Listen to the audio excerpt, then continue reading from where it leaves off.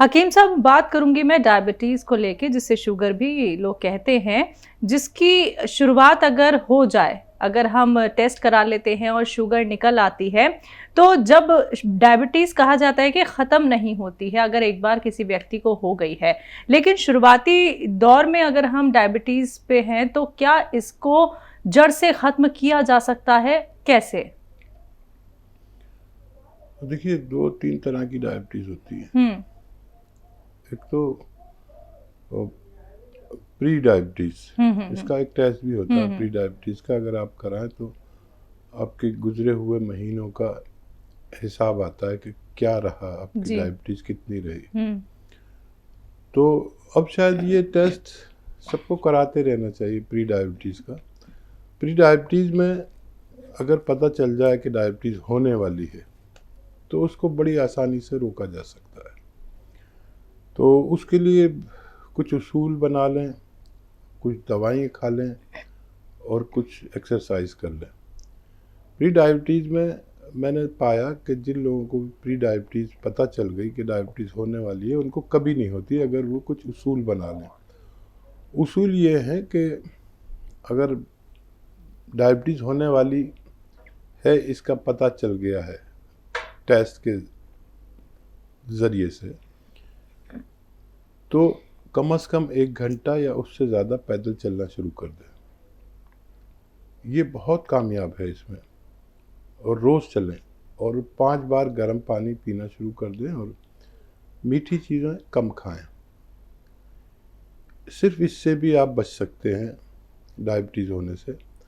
और जिनको डायबिटीज़ है वो भी ये अमल करें, यानी पैदल ज़रूर चलें 1 घंटा या उससे ज़्यादा।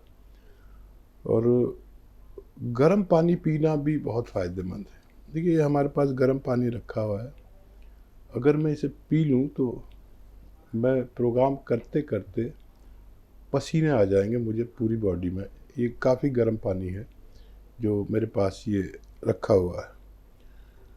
जैसे चाय होती है ना, ऐसा गर्म पानी कभी पी के देखें। 1 गिलास चाय की तरह गर्म हो और चुस्कियाँ लेकर पिएं, तो आपको इतना पसीना आएगा जितना आप एक्सरसाइज करने के बाद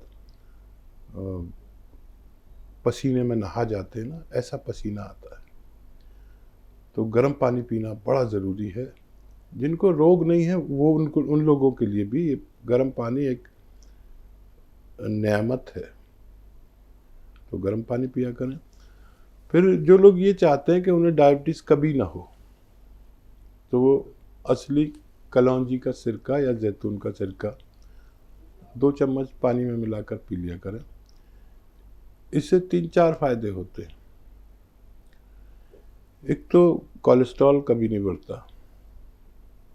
डायबिटीज़ होने से पहले कोलेस्ट्रॉल बढ़ता है। अच्छा, कोलेस्ट्रॉल नहीं बढ़ता तो बीपी कभी नहीं बढ़ता, और कोलेस्ट्रॉल नहीं बढ़ता तो हार्ट ब्लॉकेज कभी नहीं होता, हार्ट ब्लॉकेज कभी नहीं होता तो ब्रेन हेमरेज कभी नहीं होता। लेकिन ये सिरके नकली बहुत मिलने लगे हैं। असली सिरका लेना बड़ा मुश्किल हो गया कि इतने सिरके नकली आ गए कि बहुत मुश्किल हो गया। नक्कालों से सावधान, असली कलौंजी या जैतून का सिरका पी लिया करें।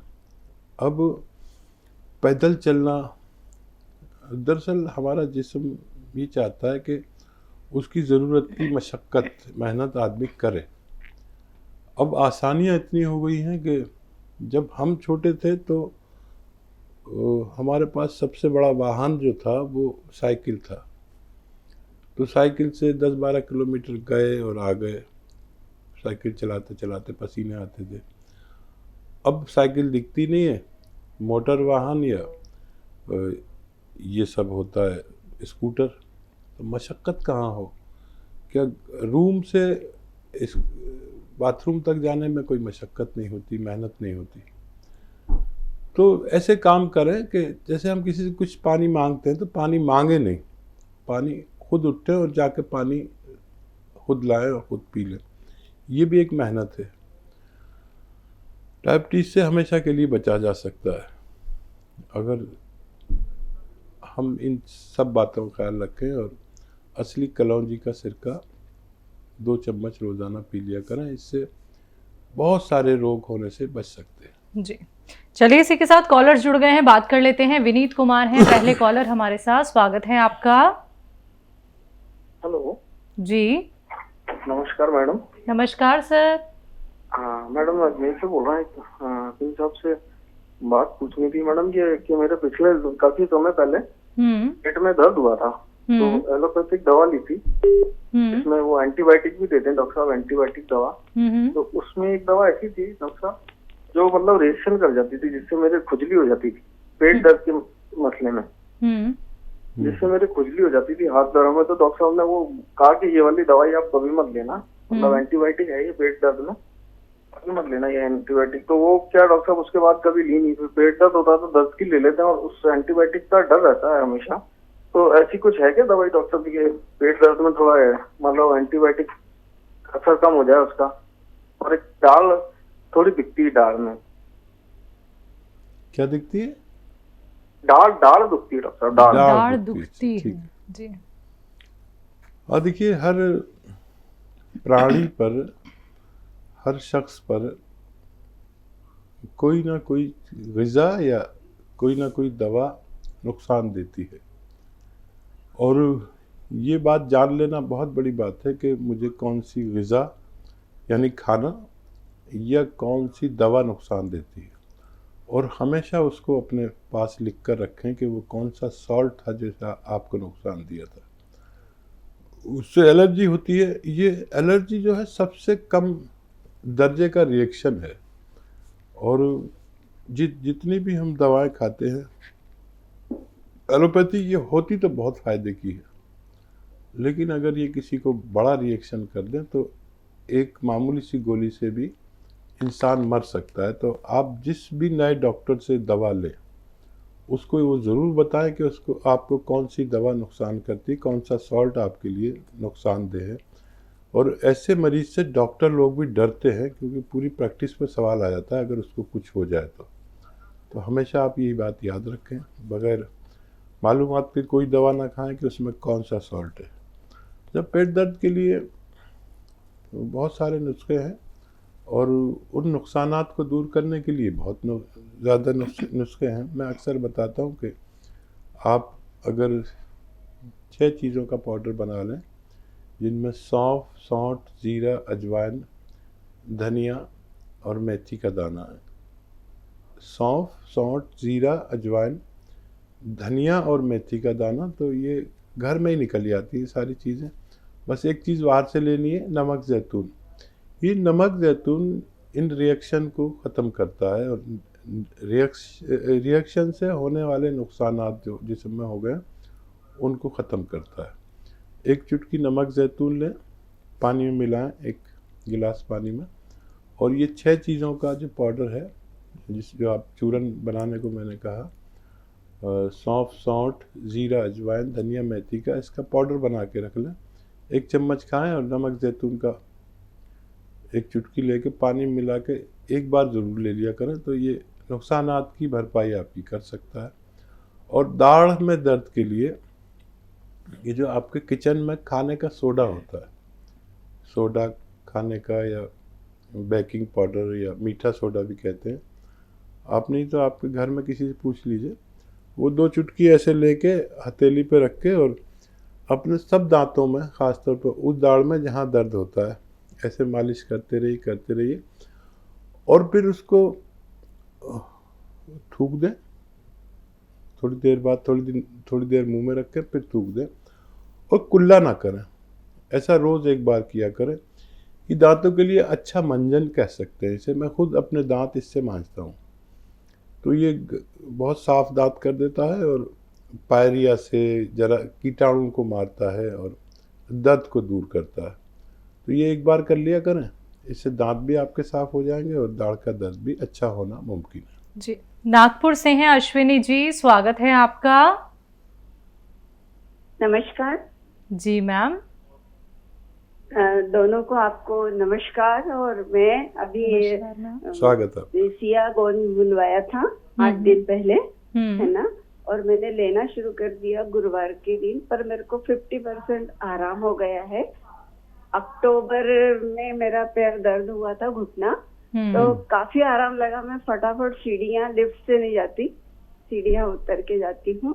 तो मैंने काफी फायदा है। मैं हकीम जी को कहना चाहती हूँ, ये सब धन्यवाद देना चाहती हूँ, है ना। जी और जब शुक्रिया। पूरा हो जाएगा तो आपको फिर से कॉल करूंगी। और मेरा एक सवाल है जी। कि मेरी मम्मी है 94 साल की, अच्छा, है ना, तो उनको सियागोन की गोली बना के देना चाहिए क्या? उनकी कमर बिल्कुल झुकी है पर बाकी स्वस्थ है ना। ठीक है जी। बहुत खुश नसीब होते हैं वो लोग जिनकी 90 प्लस माँ जिंदा हो और हाँ, आपसे राज़ी हो। वो लोग बहुत खुशकिस्मत होते हैं, वाकई आप बहुत खुशकिस्मत हैं और उन्हें गोली बनाकर दे सकते हैं। और उनको कुछ ना कुछ फ़ायदा ज़रूर होना चाहिए और ऐसे ही अपनी माँ का ख्याल रखने वाले ही भगवान के बहुत पसंदीदा लोग होते हैं। अच्छा देखिए, भगवान का ये भी मुझ पर भी एहसान और आप पर भी कि उसने आपको फ़ायदा दिया। तो ये जब आपको पूरा फ़ायदा हो जाए तो भगवान को खुश करने के लिए भी हमें कुछ करना पड़ता है। भगवान राज़ी होता है लोगों की खिदमत करने से, सेवा करने से। जिस नुस्खे से भी किसी को भी मेरे मशवरे से फ़ायदा हो जाए, भगवान दे दे, तो वो नुस्खा अपने तक ना रोके, इससे आगे बढ़ा दे। सिर्फ मम्मी तक नहीं, और भी रिश्तेदार, और भी दोस्त, और भी मोहल्ले में और रिश्तेदारी में सैकड़ों लोग होते हैं। हर आदमी के हलके में बहुत सारे लोग होते हैं और हर घर में एक ऐसा मरीज़ है जो तकलीफ़ में है बहुत ज़्यादा। अगर आपको मेरे नुस्खे से फ़ायदा होता है तो उन तक वो नुस्खा पहुंचा दीजिए। भगवान भी बहुत खुश हो जाएगा और हम भी बहुत खुश हो जाएंगे। बहुत धन्यवाद इस बात का कि आपने हमें बताया कि आपको भगवान ने फ़ायदा दिया। आपके फीडबैक से हमारी बड़ी हौसला अफजाई होती है और हमें लगता है कि हम कुछ सेवा का काम कर रहे हैं। हमारे साथ योगदान करें, हमसे जुड़े रहें, हमारे लिए दुआ करें कि हम इससे ज़्यादा सेवा कर सकें। बिल्कुल। महाराष्ट्र से हैं मीना जी, स्वागत है आपका। हाँ जी मैम। हाँ, मैंने दवाई मंगाई है। कौन सी? गोल किया है। ठीक है। गोल गोल मिला है। और वो क्या बोलते हैं आपसे, हम डॉक्टर साहब ने उनकी 3 जड़ी बूटियां बताई थी। ठीक है। हाँ, और मेरे को ना पूरे गर्दन में दर्द रहता है और घुटनों में, वो पूरे हाथ के, राइट हाथ के पूरे हाथ में दर्द आ गया है। हाथ ऐसे भी नहीं होता है। इस्तेमाल किया मैम आपने गौनसिया? अभी पहले बार गए साल करा था, 100 ग्राम मंगाया था, तो उससे थोड़ा बहुत आराम हुआ मेरे को 30%। तो फिर मैंने फिर से मंगाया है। और ठीक तो है। लेना चलेगा क्या? ठीक है मैम जी। हाँ, शायद पिछले साल आपने अधूरा इलाज करके छोड़ दिया। पूरा फ़ायदा होने तक इसे इस्तेमाल करें। अब इसे दोबारा से शुरू करें और जब तक पूरा फ़ायदा ना हो इसे इस्तेमाल आप करिए। गौनसिया अगर अकेला ले रहे हैं तो आधा आधा ग्राम की खुराक है इसकी, और अगर 3 जड़ी बूटियों के साथ ले रहे हैं तो 2 ग्राम तक आप इसे इस्तेमाल कर सकें एक वक्त में, और 2 वक्त इसे खाएं। खाने के बाद खाना बेहतर है। और गौन मोरिंगा 1 ग्राम रोज़ाना खाते हैं, दूध पानी या नारियल पानी के साथ। आप इसे इस्तेमाल करें। मुझे उम्मीद है भगवान से कि आपको वो दोबारा से फ़ायदा दे सकता है।